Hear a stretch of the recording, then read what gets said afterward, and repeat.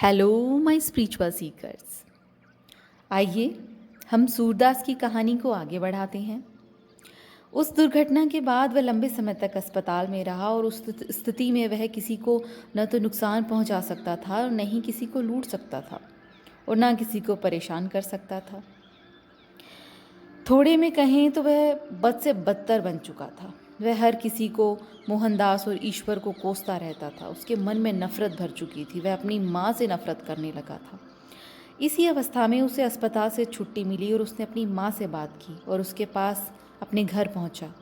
अपने पैर गंवाने के कारण वह चल फिर नहीं सकता था और इसीलिए उसने अपनी माँ से बहुत मीठे शब्दों में अपने बुरे कार्यों के में साथ देने का अनुरोध किया। माँ तो पहले से बुरी थी। वह खुशी खुशी तैयार हो गई। सूरदास एक तीर से दो शिकार करना चाहता था। उसने एक विधुर की सारी संपत्ति को लूटकर उसे कंगाल बनाने की योजना बनाई और उसने यह योजना इस तरह बनाई कि वह अपनी माँ से भी बदला ले सके, क्योंकि अब वह उससे भी उतनी ही नफरत करता था। लूट सफल रही। उसकी माँ ने उस व्यक्ति को खूब सताया और लूट के माल को घर से ले आई। जब उसकी माँ रात की गहरी नींद में सोई थी, सूरदास अपनी व्हील चेयर पर पैसों से भरा बैग लेकर रफू चक्कर हो गया। उसने कुछ ऐसे सबूत छोड़ दिए थे जिससे लगे कि उसकी माँ पर शक होता। रात गहरी हो रही थी, इसलिए सूरदास अपनी व्हील चेयर पर सूनी सड़क पर इंतजार करने लगा। आधी रात के वक्त उसने एक गाड़ी को अपनी तरफ आते देखा। उसने गाड़ी को रुकने का इशारा किया। कार एक फिलिप नामक नौजवान चला रहा था। कृपया मेरी मदद कीजिए, मैं एक अपाहिज हूँ। मेरे पैर नहीं हैं। मुझे खबर मिली कि मेरी माँ के साथ कुछ बुरा हुआ है, कुछ दुर्घटना हुई है। उसे अस्पताल में भर्ती कराया गया है। प्लीज़ मेरी मदद करिए, मुझे दवाइयाँ पहुँचानी हैं। बेचारा फिलिप, उसे सूरदास पर दया आ गई। घर जाने के बजाय वह उसे अपनी कार में बैठाकर अस्पताल की ओर चल पड़ा। इसी बीच सूरदास ने अपनी पिस्तौल निकाली और फिलिप की कनपट्टी पर टिका दी और उसे हाईवे की ओर चलने का आदेश दिया। फिलिप बुद्धिमान नहीं था। वह शहर में नया नया था। उसे एक नया काम मिला था जिसके लिए वह कुछ दिनों पहले बेंगलोर आया था। बुरे सूरदास ने यह अंदाज़ा लगा लिया था कि वह लड़का बढ़िया गुलाम बन सकता था। बेंगलोर छोड़ने से पहले सूरदास ने पुलिस को कॉल किया और उसे सूचना दी कि उसने किसी औरत को एक धनवान व्यक्ति को लूटते देखा। उसने यह भी बताया कि उसने औरत का पीछा किया और पुलिस को उसके घर का पता भी लिखवा दिया और कहा कि औरत शहर छोड़कर भाग जाए, इससे पहले वो उसे पकड़ ले। इस तरह लूट की वजह से पुलिस ने उसकी माँ को गिरफ्तार कर लिया और पैसे सूरदास के पास थे। सूरदास ने फिलिप का इस्तेमाल किया और उसका दिमाग यह कहकर भ्रष्ट किया कि वह काले जादू की शक्ति रखता है। उसने फिलिप को डराया कि यदि वह उसकी बात नहीं मानेगा तो अपनी चमत्कारी शक्ति से वह उसे जानवर बना सकता है या कुछ और कर सकता है। सूरदास ने कुछ मामूली जादू की तकनीकें भी दिखा दी क्योंकि वह ऐसा जानता था, जिससे फिलिप को भरोसा हुआ कि वो कुछ भी कर सकता है। फिलिप अनपढ़ था। उसने गांव के स्कूल में थोड़ी बहुत पढ़ाई कर गांव में ही ड्राइवर की नौकरी करी थी। कुछ समय बाद उसे बेंगलोर में ड्राइवर की यह नौकरी मिली थी। फिलिप अब पूरी तरह से सूरदास की गिरफ्त में था। रास्ते में उन दोनों ने गाड़ियां बदली और फिर एक गाड़ी चुराकर पिछली गाड़ी को पीछे छोड़ वे लाहौर जा पहुंचे। सूरदास की चतुराई से वे किसी तरह सीमा के पार पहुंचने में सफल हो गए और भारत छोड़ दिया। और अब सूरदास सुरक्षित महसूस कर रहा था। वह अमीर था और फिलिप के रूप में उसे एक गुलाम भी मिल गया था। जीवात्मा जगत में नीलू और उसके दोस्त काफ़ी परेशान थे क्योंकि सूरदास और भी अधिक बुरे रास्ते पर चल पड़ा था। पर उन्हें श्री उच्च भली आत्मा पर पूरा भरोसा था, इसलिए वे जानते थे कि किसी न किसी तरह से सूरदास अपने बुरे रास्ते को छोड़ ही देगा। भली आत्मा को पता था कि नीलू और उसके दोस्त परेशान थे, इसीलिए उन्हें दिलासा दिलाने के लिए उन्होंने नीलू को बुलाया और कहा, नीलू, मैं जानता हूँ कि तुम्हें मुझ पर भरोसा है और तुम्हें यह भी पता है कि मैं अपने वचन से पीछे नहीं हटूंगा, पर सूरदास को और नीचे गिरता देख तुम तो अवश्य ही परेशान हो गई होगी। मेरी प्यारी बच्ची, मैं तुम्हें अच्छी तरह से समझता हूँ, इसीलिए मैं तुम्हें समझाना चाहता हूँ। जिस धनवान व्यक्ति को लूटा गया था वह एक पापी इंसान था, इसलिए उसे सबक सिखाने की ज़रूरत थी। और कंगाल हो जाने के बाद अब उसे इस बात का एहसास हो गया है। सूरदास की माँ भी बेहद दुष्ट औरत थी, इसीलिए उसे भी रोकना ज़रूरी था और यही कारण है कि अब वह जेल में है। वह लड़का फिलिप एक कायर और रीढ़ विहीन लड़का है और उसमें भी समस्याओं का सामना करने की हिम्मत होनी चाहिए थी। इसकी बजाय वह गुलाम बन गया। वह एक भली आत्मा है, पर उसमें चेतना भी तो होनी चाहिए। इसलिए किसी के साथ कोई अन्याय नहीं हुआ। सबसे न्याय करने का ईश्वर का अपना एक रहस्यमय तरीका होता है। जी हाँ, श्री उच्च भली आत्मा नीलू ने कहा, अब मैं समझ गई। मुझे समझाने के लिए आपका बहुत बहुत धन्यवाद। मुझे आप पर और हमारे ईश्वर पर पूरा भरोसा है और अब मुझे उनके न्याय करने के रहस्यमय तरीकों का पता चल गया। फिलिप सूरदास का गुलाम बन चुका था। सूरदास एक करोड़पति इंसान बन चुका था और अपनी सफलता से बेहद खुश था। एक दिन फिलिप सूरदास के नए घर से कुछ दूरी पर स्थित एक चट्टान पर बैठा था। वह दुखी होकर सोच रहा था कि आखिर ईश्वर ने क्यों उसकी मदद नहीं करी। वह बहुत निराश हो चुका था और चिल्ला उठा, हे ईश्वर, कृपा कर मेरी सहायता करें। अब मैं सूरदास को और अधिक नहीं बर्दाश्त कर सकता। कुछ ही मिनटों बाद श्री उच्च भली आत्मा अपने फ़कीर के वेश में वहाँ पहुँची और कहा, मेरे बच्चे, कृपया इस गरीब को कुछ खाने को दे दो, मैं बहुत भूखा हूँ। फिलिप को भूखे प्यासे फ़कीर पर दया आ गई और उसने कुछ पैसे निकाल कर उसे दे डाले, पर वहाँ कुछ भी नहीं था। उसे याद आया कि सूरदास कभी उसे एक पैसा भी नहीं देता। वह उसे कुछ खाना और कपड़े देता था। फिलिप की आंखों में आंसू आ गए और वह बोला, बाबा, मुझे खेद है कि मेरे पास इस समय आपको देने के लिए कुछ भी नहीं, क्योंकि मैं पूर्ण रूप से एक बुरे व्यक्ति का गुलाम हूँ। मेरे बच्चे, तुम गुलाम हो? हाँ बाबा, आपको भरोसा नहीं होगा पर यह सच है, मैं गुलाम हूँ। क्या तुम अपनी कहानी मुझे नहीं बताओगे? शायद मैं तुम्हारी कोई मदद कर सकूं। ऐसा फ़कीर ने फिलिप से कहा। बाबा, मुझे नहीं लगता कि आप मेरी कोई मदद कर सकते हैं, पर फिर भी मैं आपको अपनी कहानी सुनाता हूँ। हाँ हाँ, क्यों नहीं, तुम अपनी कहानी सुनाकर अपने मन का बोझ हल्का कर लो। फिलिप ने उन्हें सब बता दिया। मुझ में उससे सामना करने की हिम्मत नहीं, पर तुम्हें इतना कायर और डरपोक नहीं होना चाहिए। तुम्हें दुष्टता से मुकाबला करना आना चाहिए, इससे ईश्वर खुश होंगे। हे फ़कीर बाबा, दरअसल आप सूरदास को नहीं जानते, वह काला जादू जानता है। मैं उसके विरुद्ध जा ही नहीं सकता। तब उच्च भली आत्मा ने कहा, फिलिप, मेरे पास भी शक्ति है, पर यह अच्छी शक्ति है। क्या तुम मुझ पर विश्वास करोगे?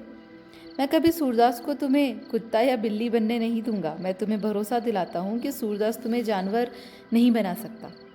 आओ, मैं तुम्हें वही जादू दिखाता हूँ जो उसने दिखाया था और तुम्हें समझाता हूँ कि ये कैसे होता है। उच्च बली आत्मा ने फिलिप को इस तरह से दिखाया कि वो सूरदास किस तरह से उसे बेवकूफ़ बना रहा था। हे फ़कीर बाबा, आप भी अजीब इंसान हैं। सूरदास के बारे में आप क्यों चिंता कर रहे हैं? उसे नर्क में जाने दीजिए। हमें उससे क्या मतलब? कृपया मुझे यहाँ से भाग जाने दीजिए और आप भी ऐसी दुष्ट जगह से दूर रहिए। उच्च भली आत्मा ने कहा, नहीं फिलिप, मैं यहाँ अपना कर्तव्य निभाने आया हूँ और तुम्हें भी अपना कर्तव्य निभाना चाहिए। ईश्वर उसी से तो खुश होते हैं। नहीं, बिल्कुल नहीं। मैंने ईश्वर को पुकार लगाई थी, उन्होंने आपको मेरी सहायता के लिए भेजा है। इसलिए कहिए मुझे क्या करना है, मैं करूँगा, पर मैं आपसे विनती करता हूँ, कृपया जितनी जल्दी हो सके मुझे सूरदास से दूर जाने दीजिए। फिलिप, बस एक दिन और, फिर तुम आज़ाद हो जाओगे। मैं जो कहूँगा तुम्हें करना है और फिर तुम जा सकते हो।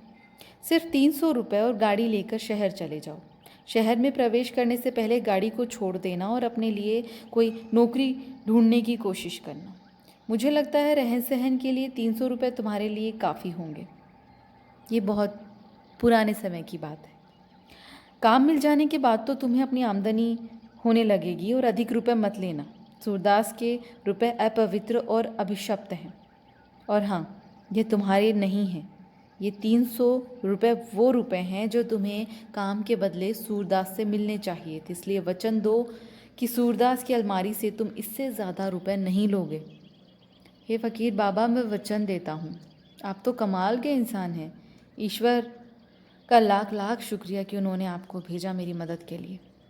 श्री उच्च भली आत्मा यह जानकर काफ़ी खुश हुए कि फिलिप ने भलाई के रास्ते पर खुद को बदला और अगले दिन क्या करना था फिलिप को उन्होंने बताया और इसके बाद वे थोड़े समय के लिए फिलिप और पृथ्वी को छोड़कर वापस आ गए थे।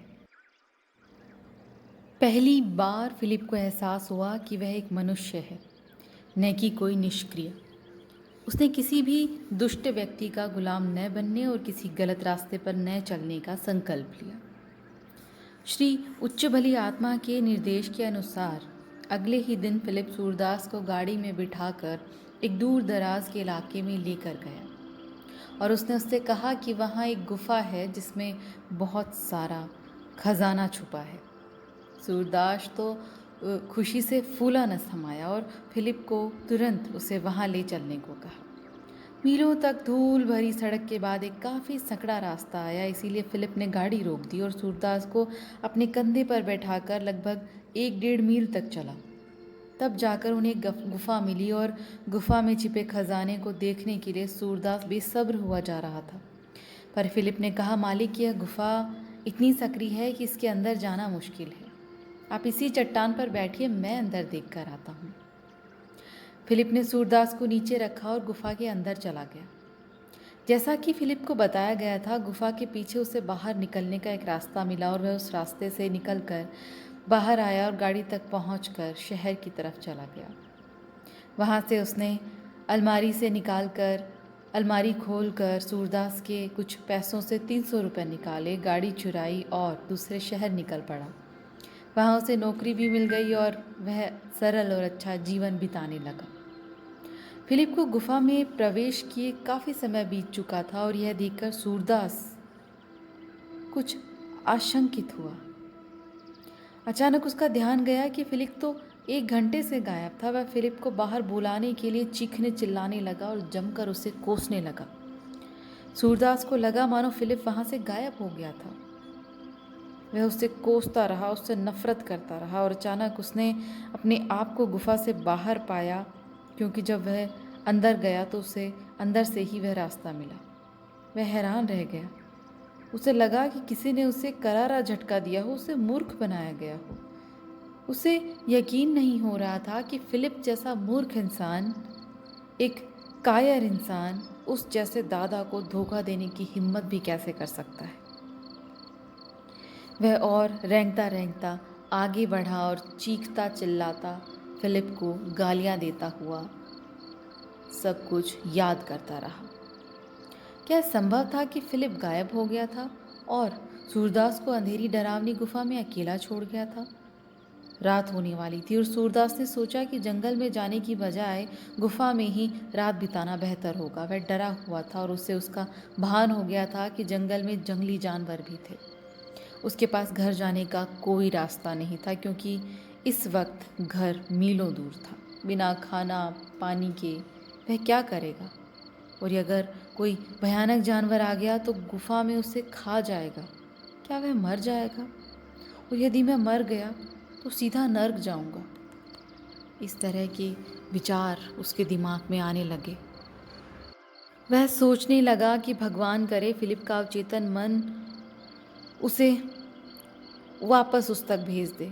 हे ईश्वर, मेरी मदद कर। सूरदास ये कहकर फूट फूट कर रोने लगा। हे ईश्वर, अब मुझे एहसास हो गया है, बस एक मौका मुझे दे दे, मैं सब ठीक कर दूंगा। लेकिन एक तरफ उसका अवचेतन मन उससे पूछ रहा था कि क्या तुमने कभी उन लोगों पर दया करी जो तुम्हारे सामने इस तरह गिड़गिड़ाते थे, मदद की पुकार करते थे? नहीं, कभी नहीं। क्या तुमने कभी किसी ऐसे इंसान की मदद करी जो मुसीबत में था? नहीं, कभी नहीं। यह सोचते सोचते वह पूरी रात रोता रहा और ईश्वर से पुकार करता रहा कि मेरी मदद करें। अब उसे सब कुछ साफ साफ नज़र आने लगा था। उसे पूरा यकीन हो गया था कि अब काफ़ी देर हो चुकी है। ईश्वर का यह न्याय यही तो है। अब तो मैं सीधा नर्क ही जाऊंगा और यह बिल्कुल निश्चित है, ऐसा उसका मन उसे कह रहा था। उसने फिर ईश्वर से प्रार्थना करी कि हे ईश्वर, मुझे बस एक मौका दे दे, मैं कभी आपको निराश नहीं करूँगा। पूरी रात वह उसी गुफा में बस ईश्वर से माफ़ी मांगता रहा और बड़ी कठिनाई से रेंग कर वह गुफा से बाहर आया और एक चट्टान पर बैठा। सुबह हो चुकी थी, किरण रोशनी की निकल चुकी थी, लेकिन उसके मन में अब भी यही था कि इस सुनसान जगह पर कौन आएगा मुझे बचाने। लेकिन वह मन ही मन ईश्वर के लिए शुक्रगुजार था कि पूरी रात ऐसी गुफा में रहने के बाद भी उसे कुछ नहीं हुआ और वह जिंदा था। यह उसके लिए एक चमत्कार से बढ़कर और कुछ नहीं था। यह वाकई एक चमत्कार था। वह जब बाहर बैठा तो उसने एक फकीर को देखा और तब कहीं जाकर उसके मन को शांति मिली और वह उत्साहित होकर बड़े ऊंचे स्वर में बोला, कृपा मेरी मदद करो बाबा। पुण्यात्मा फकीर उसके पास आए और कहा, मेरे बच्चे, तुम एक दुष्ट इंसान हो या नेक इंसान? मैं किसी दुष्ट इंसान की मदद नहीं कर सकता, तो तुम मुझे बताओ कि तुम दुष्ट हो या नेक। फकीर की बात सुनकर सूरदास यह कहने ही वाला था कि वह एक भला इंसान था, लेकिन उसने अपने आप को रोक लिया और उसने याद किया कि मैंने ईश्वर से वादा किया था कि मैं कभी गलत रास्ते पर नहीं जाऊंगा। और उसने फ़कीर बाबा से कहा कि आप बैठिए, मेरी पूरी कहानी सुनिए और फिर आप सोचिए कि आप मेरी मदद करेंगे या नहीं। उसने पूरी अपनी कहानी बाबा से कह सुनाई और बाबा ने उसका सच्चा मन देखकर उसकी मदद करने की ठानी। सूरदास को खाना और पानी दिया। उसके बाद वे सूरदास को उसके घर पहुंचा दिए और उसे वहां छोड़कर जीवात्मा जगत में लौट आए। अब उनका काम पूरा हो चुका था। सूरदास अब भी पृथ्वी पर ही है। नकली पैरों के सहारे वह एक भला, अच्छा और निस्वार्थ जीवन बिता रहा है। उसकी माँ जेल से छूट गई क्योंकि पुलिस को उसके खिलाफ कोई पुख्ता सबूत नहीं मिले। अदालत ने संदेह का लाभ देते हुए उसे रिहा कर दिया। सूरदास ने इस बात के बारे में सुना तो उसने अपनी माँ को अपने साथ रहने को कहा और समय के साथ उसने अपनी माँ को भी सुधार दिया। माँ और बेटे अब सच्चाई भरा, दयालु और निस्वार्थ जीवन जी रहे थे, पर सूरदास को यह पता नहीं चला कि श्री उच्च भली आत्मा और नीलू ने किस तरह उसकी मदद की थी। जब वह जीवात्मा जगत में वापस लौटेगा तो उसे सब पता चलेगा। नीलू बेहद खुश हुई और उसने श्री उच्च भली आत्मा को तहे दिल से शुक्रिया अदा किया और इसी प्रकार कई सारी जीवात्माओं ने पृथ्वी के लोगों की मदद की है। और आज भी हम सब के कुछ प्रियजन हैं जीवात्मा जगत में जो हर पल हमारी मदद करते हैं। जब भी हम गलत रास्ते पर जाते हैं वो हमारे दिमाग में ऐसे विचार डालते हैं कि हम अचानक से कहते हैं कि ये तो मेरी अंतरात्मा की आवाज़ है। जी हाँ, वो हर पल हमें देखते हैं और हमारी मदद करते हैं। क्या ये चमत्कार नहीं है? क्या ये ईश्वर का साथ नहीं है? क्या ईश्वर हमारे साथ नहीं है? क्या हमारे प्रियजन हमारे साथ नहीं हैं? ये चमत्कार ही तो है। हाँ, यही ईश्वर का चमत्कार है। आज के लिए बस इतना ही। Thank you.